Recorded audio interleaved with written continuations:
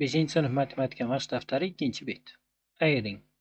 0,73 dan 0,45 ayirishligimiz kerak ekan. Demak, 0,73 ayrilgan 0,45. 73 dan 45 ayirsa 28. Javob 0,28. 1,48 ayrilgan 0,96. Ayirgan vaqtimizda hop 0,52 hosil bo'lar ekan. 24,35 dan ayirishimiz kerak 13,48 ni. 7801.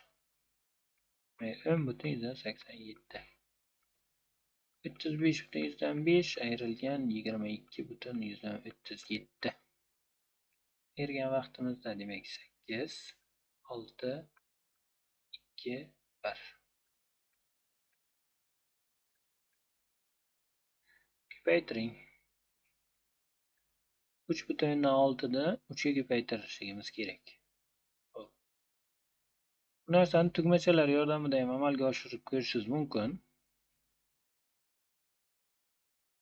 Ko'paytirish qanday bo'ladi? Shuni hosil qilish uchun demak 1, 2, 3. Xo'p, 0,6 ni hosil qilish uchun 0,1 dan 6 ta.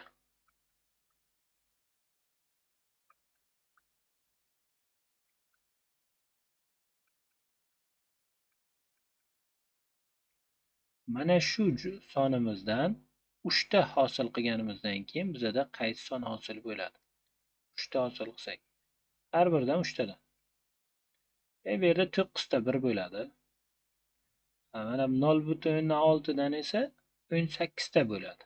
Bu degani 1,8. Ikkalasini qo'ysam 10,8. Yoki bo'lmasa oddiy ko'paytirish usuli bilan ham bajarsangiz bo'ladi. Demak 3,6 ni ko'paytiramiz 3 ga. 8, 0, 1. 10,8. 25,7 ni 4 ga ko'paytiramiz. Demak bu sada yozsam bo'lar ekan 8, 2, 0, 1. 102,8. Navbatdagisi 5,73 ko'paytiruv 5. 5,73 ni 5 ga ko'paytirishimiz kerak.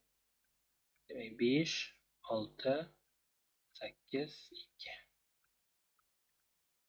Virgulni ajratamiz. 28,65.